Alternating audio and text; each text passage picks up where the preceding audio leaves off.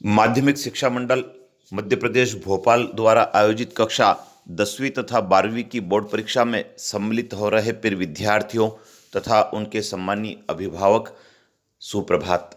विद्यार्थियों, आपकी बोर्ड परीक्षाएं प्रारंभ हो रही है।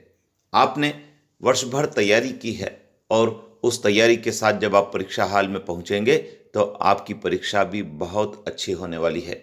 विद्यार्थियों, आपने बोर्ड के प्रश्न पत्र के पैटर्न को समझ लिया होगा और साथ ही पाठ्यक्रम को भी समझ लिया होगा और उसके अनुसार आपने आपके विषय की तैयारी भी की होगी।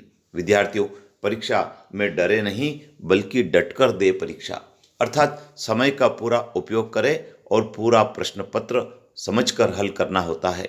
विद्यार्थियों, यदि आप समय पर आपके परीक्षा केंद्र पर पहुंचते हैं, बॉल पेन लेकर जाते हैं, प्रवेश पत्र लेकर पहुंचते हैं, तो आपको किसी प्रकार का तनाव नहीं होगा और आप भयमुक्त होकर परीक्षा भी दे पाएंगे। विद्यार्थियों, परीक्षा केंद्र पर मोबाइल ले जाने की अनुमति नहीं होती है, नकल सामग्री ले जाने की अनुमति नहीं होती है, अतः आप इन सामग्री को अपने घर पर ही रख कर जाएं। विद्यार्थियों, आपको ज्ञात होगा इस बार माध्यमिक शिक्षा मंडल के द्वारा प्रश्न पत्र 4 सेट में उपलब्ध करवाए जा रहे हैं, ABCD। आपके पास जो प्रश्न पत्र होगा वो पीछे वाले विद्यार्थी के पास नहीं होगा, अतः आप नकल करने में अपना समय नहीं बिगाड़े, बल्कि जो आपने याद किया है उस याद किए हुए मैटर को आप कॉपी में लिख कर आएंगे तो निश्चित रूप से आपको अच्छी सफलता मिलने वाली है। विद्यार्थियों, कई सारे ऐसे विद्यार्थी होते हैं जो परीक्षा हाल में इधर उधर देखने में अपना समय बिगाड़ देते हैं, आसपास वालों के द्वारा लिखे गए मैटर को नकल करने में समय बिगाड़ देते हैं। इससे आपका परीक्षा परिणाम ठीक नहीं होता है।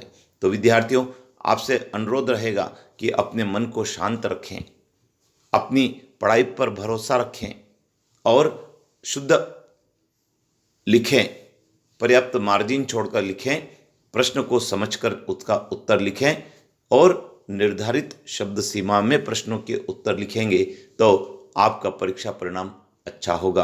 विद्यार्थियों, यदि आप अच्छी राइटिंग लिखेंगे, शुद्ध लिखेंगे तो जांचकर्ता पर इसका अच्छा प्रभाव पड़ता है। लेकिन विद्यार्थियों, एक बात और आपसे कहना चाहेंगे कि आप कॉपी में कोई ऐसी अनर्गल बातें नहीं लिखें जिसके कारण जांचकर्ता पर विपरीत प्रभाव पड़े, क्योंकि कई सारे ऐसे विद्यार्थी होते हैं जो शिक्षक के लिए ऐसी बातें लिख देते हैं जो उनके लिए ठीक नहीं होती है। अतः आप उनसे दूर रहें और जो पूछा है उसका उत्तर यदि आप देंगे तो आपको अच्छे अंक भी मिलेंगे और आपका परीक्षा परिणाम भी अच्छा होगा। तो विद्यार्थियों, आपको बहुत बहुत अग्रिम शुभकामनाएं। शीघ्र अपने परीक्षा केंद्र पर पहुँचें, निर्धारित कक्ष में बैठें और निर्धारित सीट पर बैठकर अपनी परीक्षा दें।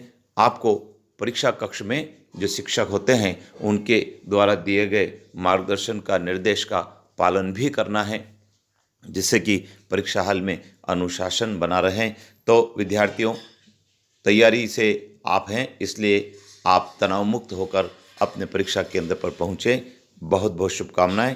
जय हिंद।